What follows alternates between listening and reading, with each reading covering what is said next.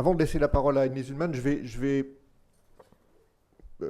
simplement peut-être remettre un petit peu dans le contexte cette idée de séminaire.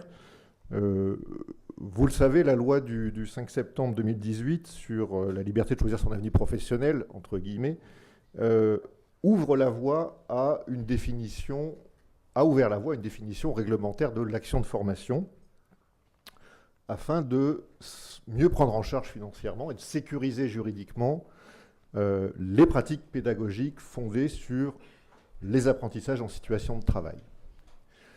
Ça a donné lieu, donc ça a été inscrit dans son principe dans la loi, ça a donné lieu à un décret en fin d'année qui a précisé les choses. Alors ce n'est pas forcément l'aspect de la loi qui a été le plus commenté, hein, parce que vous savez que l'actualité aujourd'hui, c'est plutôt le grand mercato des OPCO. Et pourtant, si on veut s'intéresser au fond quelques minutes, une fois qu'on ne s'intéresse plus aux questions de gouvernance, d'architecture institutionnelle et autres, si on s'intéresse au fond 2 minutes, on peut penser que c'est sans doute la disposition, parmi les dispositions de la loi en tout cas, qui a la plus forte potentialité de transformation des pratiques réelles de formation. Donc si on s'intéresse au réel, ce qui est souvent notre cas, on peut penser en tout cas que c'est quelque chose d'original et d'important.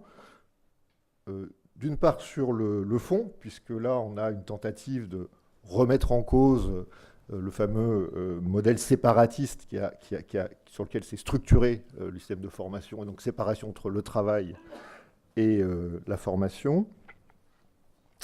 Et puis, dans la méthode, on en dira 2 mots, surtout dans une des tables rondes.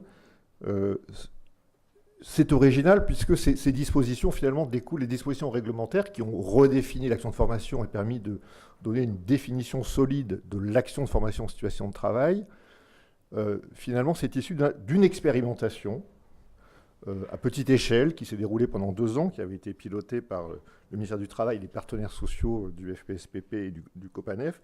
Cette expérimentation visait à caractériser les contours, les conditions d'installation de cette modalité de formation, de façon à ce qu'elle soit à la fois reconnue réglementairement comme une véritable action de formation, mais aussi efficace en termes de processus pédagogique, de développement des compétences et praticable. L'idée était de vérifier ces conditions de praticabilité par une catégorie d'acteurs auxquels le droit de la formation pose souvent par sa complexité des obstacles, c'est-à-dire en particulier les TPE-PME. Et donc ce détour par l'expérimentation est original puisqu'on est plutôt dans un pays où on n'a pas trop l'habitude de construire la loi de cette manière-là, a permis de mieux identifier les conditions, les passages obligés d'une action de formation en situation de travail, et notamment des mécanismes à mettre en place pour qu'elle ne soit pas simplement, enfin pour la distinguer de ce que pourrait être simplement de l'apprentissage sur le tas. Voilà. Et parmi ces critères et conditions, beaucoup renvoient à l'environnement de travail de la personne formée et au système de management dans lequel elle évolue. Et c'est là où ça nous intéresse en particulier. Ce qu'on a souhaité aujourd'hui avec les organisateurs, c'est vous proposer un focus sur une dimension particulière des conditions, des possibilités de déploiement de ces actions de formation en situation de travail. Et évidemment, ce focus porte sur la posture, et en plus encore le système managérial, le système organisationnel et managérial qui est de nature à faciliter le déploiement et à supporter le déploiement de ces modalités.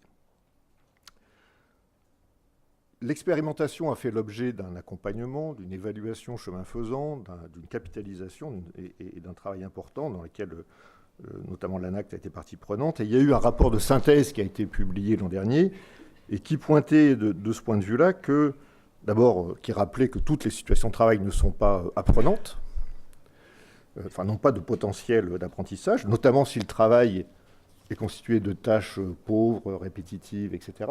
Ça va un peu de soi, mais ça fait jamais de mal de le redire. Et en particulier aussi si l'organisation ne laisse pas assez de marge de manœuvre, et notamment de droit à l'erreur, d'ajustement. Le droit à l'erreur, c'est inhérent au processus même d'apprentissage. Enfin, l'erreur est inhérente au processus même d'apprentissage.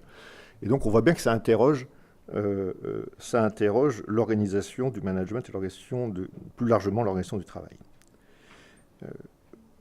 Donc voilà, la question qu'on va se poser aujourd'hui, c'est à quelles conditions, au travers, et notamment à quelles conditions en matière d'organisation de la fonction managériale, on peut envisager un déploiement à plus grande échelle de ces actions de formation en situation de travail. Alors, on aura l'occasion toute la matinée de le faire au travers de deux tables rondes. Vous avez le programme, je ne vais pas être redondant en introduisant le programme. Il y aura des animateurs qui le feront pour les deux tables rondes. Je vais, moi, simplement maintenant passer la parole à Anne Ullmann, qui est maître de conférence en sciences de l'éducation au CNAM, qui a été partie prenante de l'expérimentation sur les actions de formation en situation de travail, puisqu'elle était membre d'un comité scientifique qui a été créé à cette occasion-là. Et donc, c'est elle que va nous revenir le soin de nous mettre sur de bons rails en nous rappelant des petites choses importantes sur le travail et sur les processus d'apprentissage dans le travail. Merci.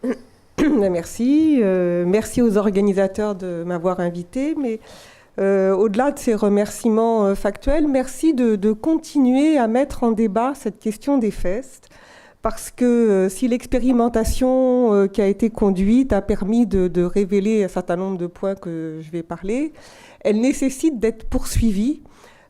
Parce que entre une expérimentation qui commence à faire émerger un certain nombre de questions importantes et puis on va dire un processus de généralisation, il y a encore beaucoup de chemin à faire et il me semble que ce chemin passe aussi par le débat et par les mises en confrontation qu'on peut avoir dans ce genre d'instance. Donc merci aux organisateurs de contribuer finalement à poursuivre ce débat sur la question des FEST. Alors, je vais vous proposer une petite présentation sur, enfin, on va dire que je vais organiser en trois parties.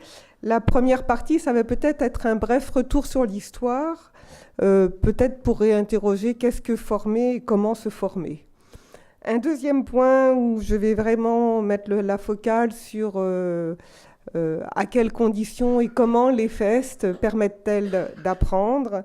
Et puis, dans un troisième point, peut-être je regarderai plus spécifiquement les transformations qui sont à l'œuvre et puis comment poursuivre et accompagner ces transformations, enfin les questions qui restent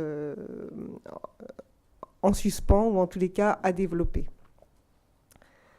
Alors, concernant la formation, Olivier Mériot l'a rappelé, on vient en France d'une tradition un peu qu'on pourrait appeler séparatiste, qui a toujours pensé que la formation devait se produire et s'effectuer en dehors du monde du travail, en dehors du milieu de travail, tout simplement pour protéger le contrat de subordination, c'est-à-dire qu'en formation, on peut être amené à faire des erreurs, se tromper, patauger un petit peu avec ce qu'il y a à faire, et que la relation hiérarchique devait être mise à distance pour permettre ces erreurs sans être jugé sur le fait qu'on fasse des erreurs. Donc effectivement, c'est une tradition, c'est une conception de la formation qui estime que c'est plutôt en dehors de l'espace productif que l'on a à apprendre le travail. Alors évidemment, cette tradition, elle fait débat depuis de nombreuses années, et pas simplement avec les FEST. Elle fait débat avec l'avènement de la notion de compétence, où on repère bien que la question des savoirs n'est pas suffisante pour l'action, et que donc il faut quand même bien retourner du côté de l'action pour travailler la question de la compétence. Et puis en même temps, il reste une crainte légitime qui est qu'il ne s'agit pas de rabattre la formation aux seules exigences de l'activité productive, lesquelles d'ailleurs ne sont pas forcément stables, évoluent. Donc, c'est autour de ce contexte, un peu, on va dire, en débat sur comment on se forme, pour qui on se forme, c'est quoi les conditions de la formation, que s'installe ce contexte des FEST. Alors, les FEST, l'expérimentation, ce qu'elle a montré, et ce sur quoi on va un peu insister aujourd'hui, c'est qu'elle ne réduit pas la formation à la conformation à l'activité productive, et qu'il y a bien nécessité pour développer les compétences d'articuler finalement des éléments de formation et de savoir avec le travail, le tout étant que cette articulation est complexe à concevoir et à réaliser, et que l'enjeu finalement de former, et ça c'est un point qui est peut-être important, former, ça n'est pas simplement apprendre à faire le travail, c'est aussi apprendre à partir du faire, à en expliciter les raisonnements qui sous-tendent l'action. Et ça, c'est un point sur lequel je vais largement insister, c'est-à-dire que si on coupe la formation de cette deuxième dimension qui est l'explicitation des raisonnements qui sous-tendent sa propre action, on empêche les personnes de développer d'autres modalités pour elles de compétences, d'apprentissage, etc. Donc, de ce point de vue-là, il ne s'agit pas de penser que l'action, on ne peut pas parler de formation dès l'instant que l'on entend que l'activité productive. Il y a ce qu'on appelle l'activité constructive, c'est-à-dire qu'est-ce qui permet de construire des raisonnements qui permettent l'action. Donc, si je résumais, je dirais former, c'est être en mesure de faire et d'avoir un point de vue sur ce que l'on fait, c'est-à-dire et d'être en mesure d'expliciter ce que l'on fait. Alors, d'une certaine manière, les FEST et l'expérimentation, elle a contribué à dépasser en fait ce clivage entre les tenants d'une position séparatiste et les tenants d'une position intégrée, pour finalement, à partir des expérimentations, repérer que les deux modalités pouvaient avoir leur intérêt et que la question n'était pas de reconnaître une modalité plus qu'une autre, mais de se dire qu'on apprenait de manière plurielle et que c'était la façon plurielle de reconnaître cet apprentissage qui était intéressante. Alors on pourrait dire, et c'est heureux, que d'une certaine manière, les FEST, elles contribuent à faire cesser ce clivage entre théorie et pratique pour essayer de l'articuler.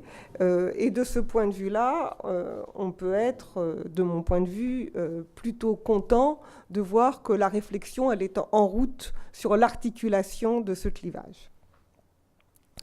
Donc, cependant, quand on a dit que les deux modalités pouvaient avoir leur intérêt, on est content, mais ça ne suffit pas quand même pour se dire quel est l'intérêt des FEST dans la question de l'apprentissage.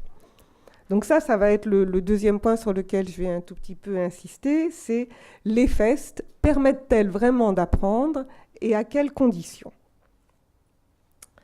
Alors, on peut comprendre les modalités, les craintes, en tous les cas, des tenants d'un modèle séparatiste si on réduit la formation simplement à faire. Et en même temps, je pense qu'il ne faut pas non plus négliger le fait que l'on n'apprend pas seulement en formation, mais ça on le sait depuis longtemps, qu'on n'apprend pas seulement en formation, et que d'une certaine manière, le quotidien est une sorte d'école de la vie, c'est-à-dire qu'on apprend toujours, tout le temps, voilà. Bon. Mais je pense qu'il faut distinguer de façon assez précise ce qui s'apprend par imprégnation d'un certain quotidien, par ce qu'on pourrait appeler la répétition des actes quotidiens, ce qu'on appelle souvent les savoirs informels. C'est là où on apprend sans le savoir, et l'expression sans le savoir est tout à fait intéressante à prendre au pied de la lettre. Et c'est souvent ce qu'on a mis en avant dans les savoirs informels. On apprend par l'expérience. Je pense que les FEST vont au-delà de ça, et elles ne s'intéressent pas à ça, même si elles ne négligent pas cette dimension. Et il y a une deuxième dimension, c'est que l'on apprend à partir de son activité de travail, et c'est le « à partir de » qui est l'objet de la FEST. Autrement dit, les savoirs informels, ou ce qu'on appelle un peu avec beaucoup de mépris, et qui ne se justifie pas, l'apprentissage sur le tas, c'est ce qu'on pourrait dire un apprentissage par l'expérience, et que les FEST, elle essaye de regarder apprendre par l'expérience et de l'expérience. Et le de l'expérience paraît tout à fait important. Donc, de ce point de vue-là, les FEST ne sont pas des actions de formation qui seraient simplement la formalisation de savoirs informels. Elles vont bien au-delà de cette question-là. Et à mon avis, il ne faut pas les cliver en disant l'informel ne nous intéresse pas dans les FEST. Il faut se dire que ces questions informelles ont à être comprises et développées et que c'est les FEST qui nous permettent d'y travailler. Alors, si on va repartir un petit peu là de conception de qu'est-ce que c'est qu'apprendre, si apprendre, ça n'est pas simplement faire, se mettre au travail, mais pouvoir déployer et expliciter les raisonnements, cela suppose à ce moment-là d'effectuer un arrêt, une sorte de rupture, pour reprendre le terme de Dewey, pour revenir sur l'action passée et l'analyser dans le présent. Et donc, travailler à partir de son expérience, c'est faire l'expérience de quelque chose, c'est quand même essentiel, mais c'est revenir sur cette expérience dans le présent pour essayer de la comprendre. Et donc, c'est cette espèce de rétro-analyse qui modifie absolument le fait que, du coup, on n'est plus seulement dans une dimension de savoir informel par imprégnation, par répétition, mais qu'on est aussi dans l'analyse de ce que l'on a fait.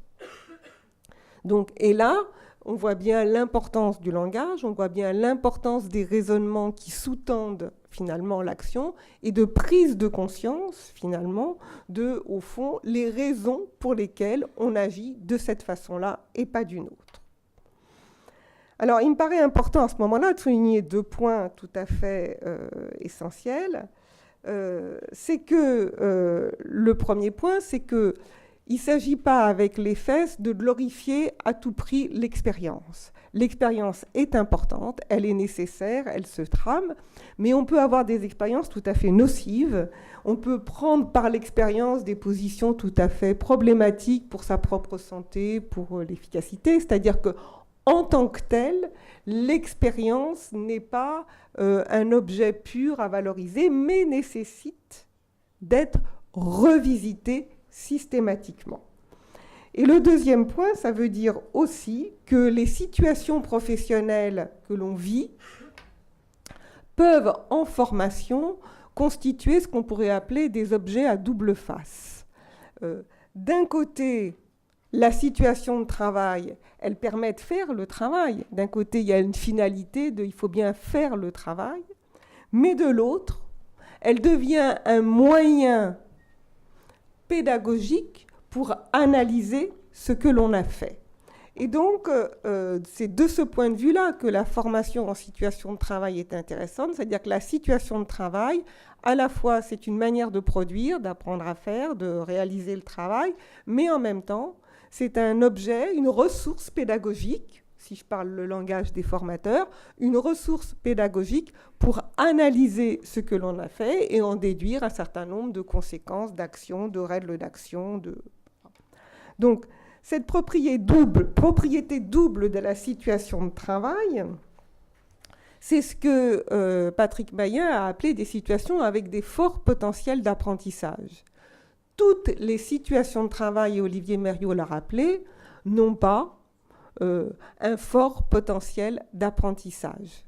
Alors c'est assez intéressant parce que ça nous permet aussi de regarder, quand on met des jeunes, quand on accueille des jeunes dans une structure, leur donner un travail sans véritablement potentiel d'apprentissage, de temps en temps, les jeunes vous disent en revenant de leur alternance, je fais rien, j'apprends rien, je m'ennuie. Ben, c'est pas qu'ils font rien. C'est que les situations dans lesquelles ils sont ne mobilisent pas beaucoup de questionnements, de réflexions, etc. Et donc, ils s'ennuient. Et donc, toutes les situations n'ont pas un potentiel d'apprentissage. Autrement dit, toutes les situations n'ont pas cette dimension de double face, hein, à la fois une manière de produire l'action, mais aussi, dans la manière dont on produit l'action, une manière de réfléchir aux choix, aux alternatives, aux questionnements, aux complexités dans lesquelles on se trouve. Donc, si toutes les situations permettent de faire, enfin, là, on est obligé, toutes ne permettent pas d'apprendre. Et de ce point de vue-là, c'est très important pour les FEST, parce qu'on repère bien que pour mettre en place des FEST dans une structure, il faut regarder, finalement, les situations professionnelles qui requièrent le plus de potentiel d'apprentissage. Et donc, il y a parfois, et ça peut tout à fait interroger la manière dont on conçoit le travail dans l'entreprise, il y a parfois des postes de travail, si on prend poste, pour lequel le potentiel d'apprentissage des situations est à questionner. Voilà, ça veut dire que ça ne veut pas dire qu'il faut tout chambouler, ça veut dire qu'à un moment donné, on peut questionner le potentiel d'apprentissage des situations. Alors, si je repars du point de vue du formateur qui aurait à mettre en place une FEST, il y a quand même un certain nombre de questions à se poser pour lui ou pour elle. La première, c'est repérer les situations de travail qui comporteraient un intérêt d'apprentissage par rapport aux objectifs qu'il se fixe.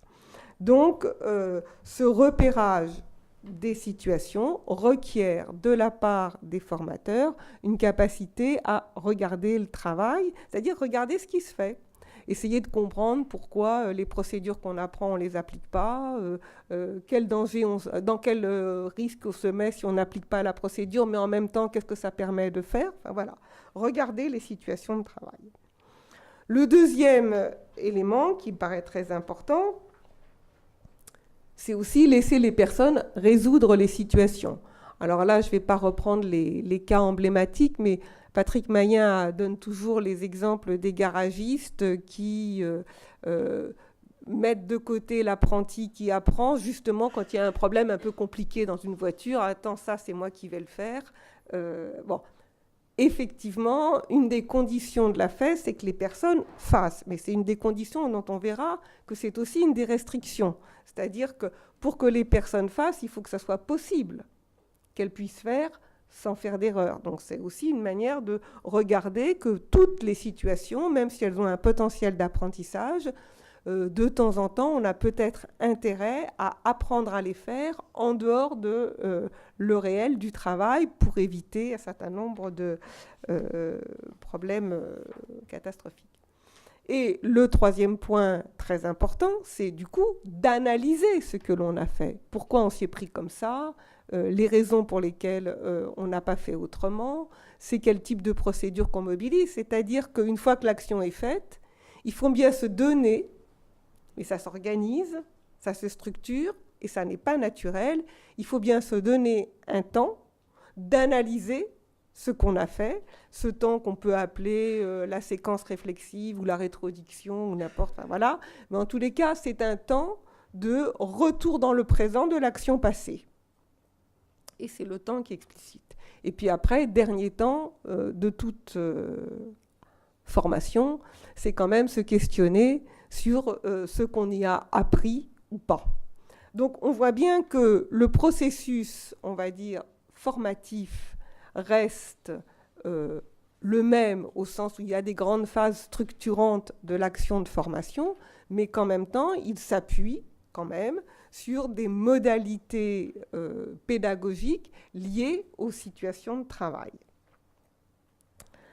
Alors, dans le processus que je viens de décrire, où on part de la situation qui a un potentiel, on fait faire, on analyse et puis après on évalue, dans ce processus-là, on peut alors s'interroger légitimement, en fonction des lieux, des organisations, etc., s'il n'est pas plus facile ou plus pertinent à certains moments de former en dehors du travail, c'est-à-dire qu'on voit bien que la FEST, ça n'est pas une solution en tant que telle, mais une modalité pédagogique sur laquelle on a à s'interroger sur est-ce que c'est plus pertinent dans ce contexte, pour apprendre cette chose, de le faire directement dans le travail, ou est-ce qu'au contraire, c'est plus pertinent d'essayer de le faire à côté du travail et après de le transposer dans le travail. Ce sont des choix pédagogiques essentiels qui m'amènent à penser que la FEST est une modalité pédagogique de formation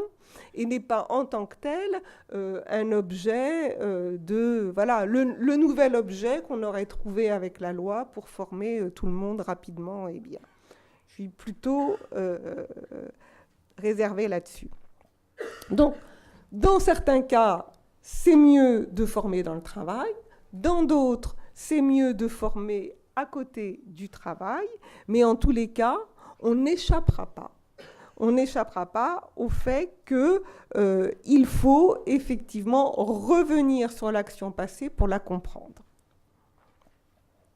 De ce point de vue, c'est quand même un changement de paradigme pour les formateurs, parce que ça oblige, d'une certaine manière, à prendre en compte les situations réelles de travail, qu'on les traite dans le travail ou qu'on les traite en dehors du travail. Quand je vous dis ça, ça veut dire qu'éventuellement, on peut ramener en dehors du travail des situations de travail dans l'espace de formation.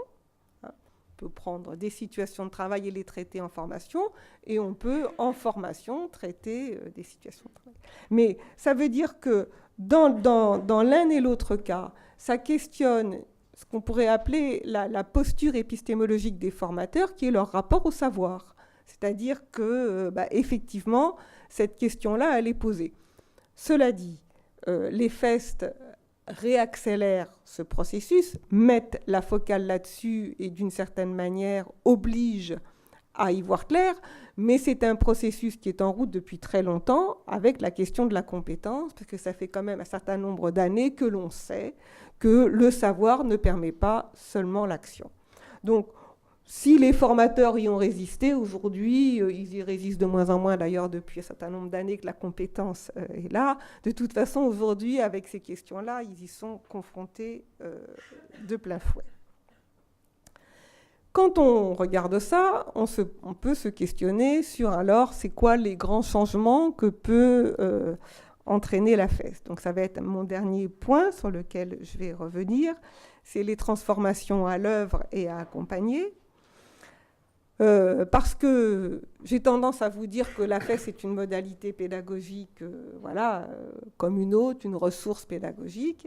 Et en même temps, je pense qu'il ne faut pas sous-estimer les transformations qu'elles induisent. Là, une des premières transformations importantes, c'est d'identifier le potentiel formatif des situations. Ce n'est pas une petite affaire que de l'identifier. Ça ne s'identifie pas comme ça, in abstracto, ça s'identifie en regardant très concrètement ce que les gens font, qui fait le travail. Et donc, ça suppose effectivement d'acquérir un certain nombre de connaissances sur l'analyse du travail, de ne pas confondre le travail et l'emploi, de ne pas confondre le profil de poste et le réel du travail. Ça suppose effectivement d'avoir un certain nombre d'adossements théoriques qui permettent de regarder le travail pour en extraire un potentiel formatif. Le deuxième point qui paraît très important et qui n'est pas une petite affaire, qui est celui d'organiser les temps de réflexion a posteriori, ce travail de rétrodiction qui est central pour apprendre l'activité professionnelle. Alors, ce n'est pas simple parce que ça pose plusieurs problèmes. D'abord, ça pose un problème d'organisation au sein de la structure. Généralement, on pense le travail, mais c'est un vrai problème, on pense le travail comme étant simplement faire. On oublie que pour bien faire son travail, il faut le penser. Et que, du coup, ce temps de pensée qui est obligé et imposé avec la FEST pour réfléchir, vient interroger plus globalement la manière dont est conçu le travail au sein des organisations. C'est-à-dire que ça vient interroger effectivement les moments où, au sein des organisations, on se pose Alors, ça ne veut pas dire qu'on fait la pause, on se pose pour réfléchir à comment est-ce qu'on s'y prend, comment est-ce qu'on pourrait faire autrement, comment est-ce que finalement on se coordonne avec les uns ou avec les autres, etc.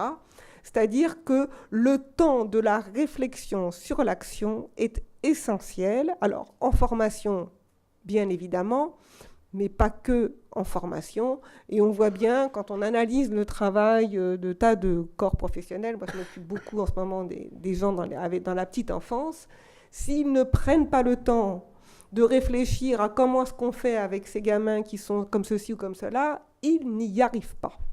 C'est-à-dire qu'ils s'épuisent et ils sont malades. C'est-à-dire que ce temps de réflexion pour l'action qui s'impose avec les FEST, finalement, fait pas mal bouger les manières d'organiser le travail. Et c'est en ce sens qu'il y a à réfléchir, parce qu'on ne peut pas non plus dire on va passer son temps à réfléchir. Il y a bien effectivement des ajustements économiques, financiers, etc. Il faut quand même réfléchir à la manière dont le travail est organisé pour pouvoir permettre une pensée sur ce travail et son développement. Le troisième point, c'est effectivement qui participe à ces moments de rétrodiction ou d'analyse réflexive. Qui participe à ça? Est-ce que c'est les managers? Est-ce que c'est des tuteurs? Est-ce que c'est des formateurs? Les choix sont ouverts. Enfin, il n'y aurait pas de règles en la matière.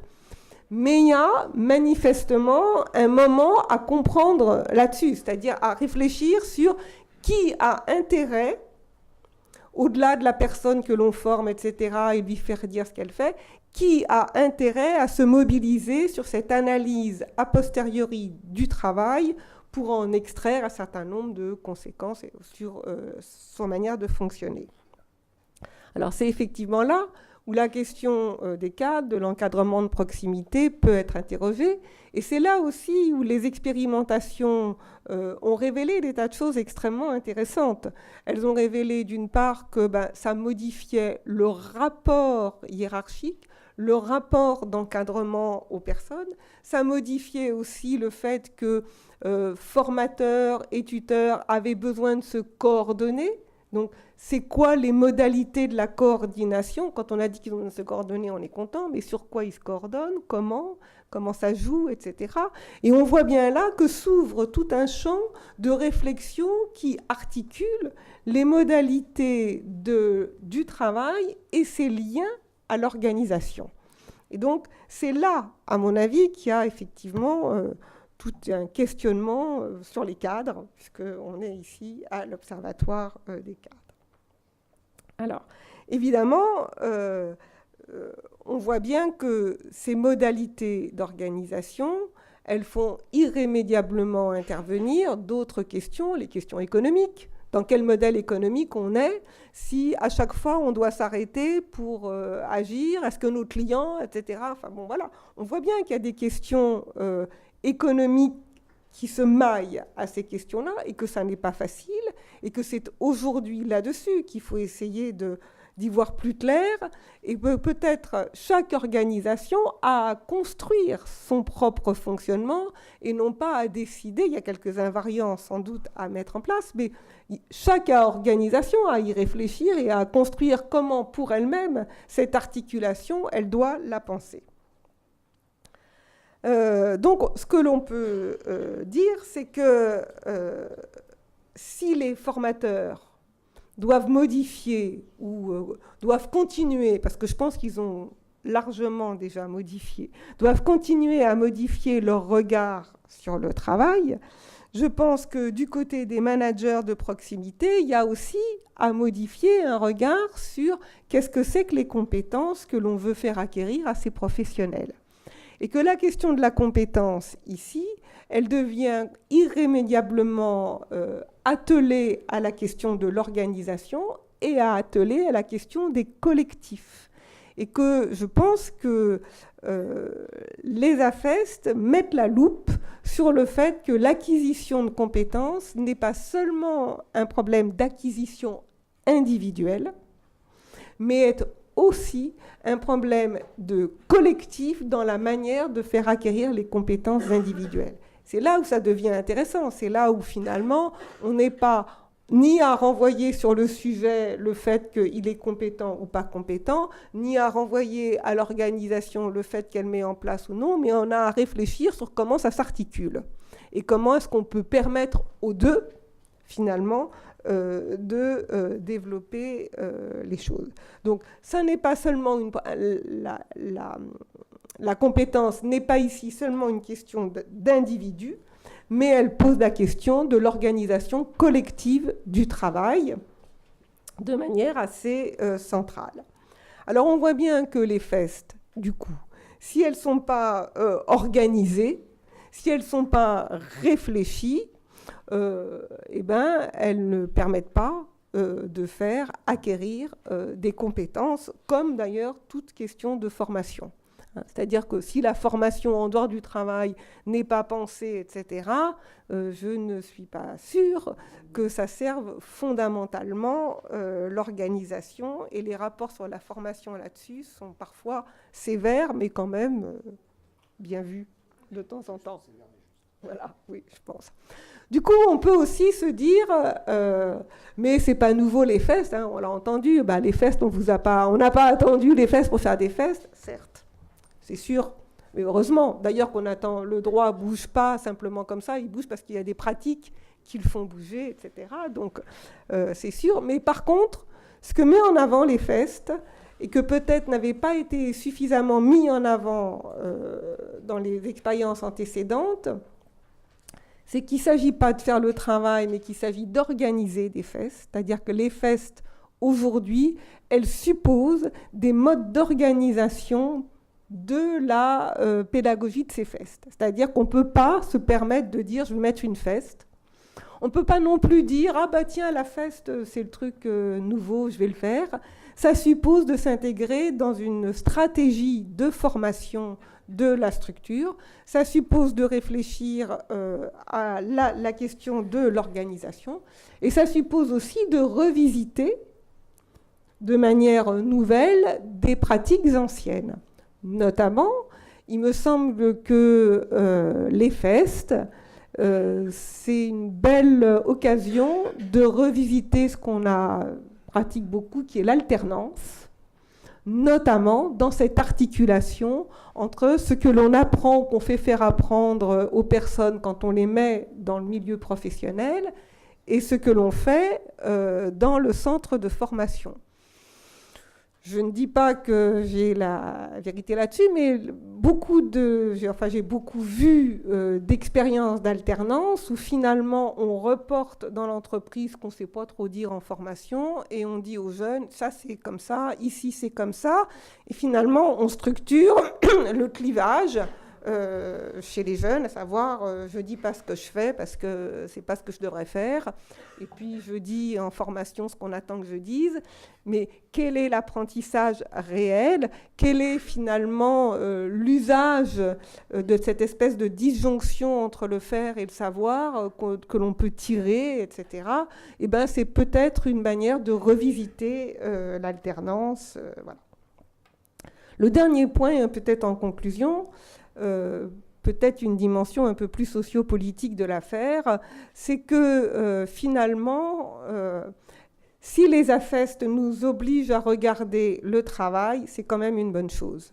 C'est quand même une bonne chose de regarder ce que les gens font, parce que bien souvent, les problèmes de reconnaissance, les problèmes parfois de démotivation, de désaffection du travail, sont bien souvent liés à la manière dont les personnes ne se trouvent pas reconnues dans ce qu'elles mettent en œuvre pour arriver à faire ce qu'elles font.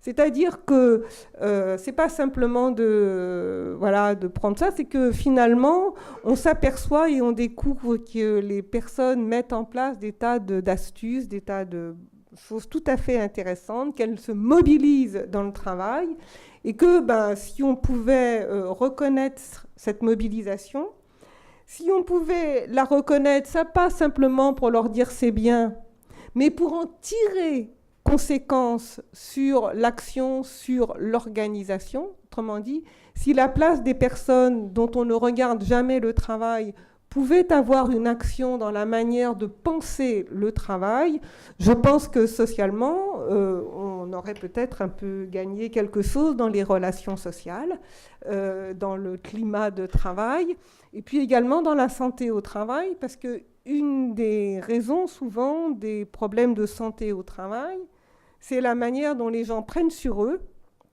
des choses sans pouvoir le dire, avec le sentiment de mal faire tout en faisant bien, qui les rendent malades. Donc, de ce point de vue-là, il me semble que les AFEST nous ouvrent, en tous les cas, un chemin pour travailler des questions qu'on connaît, mais les remettre au travail et peut-être avancer davantage sur ce point-là. Merci beaucoup. Merci beaucoup, Anne-Lise. Alors, évidemment, toutes les questions importantes et qui ont été soulevées seront précisées, illustrées, mises en discussion dans les 2 tables rondes qui vont suivre. Donc je vous propose que sans plus attendre, on leur laisse la place, évidemment, on fera écho tout au long de la matinée à ce qui a été dit tout de suite. Merci.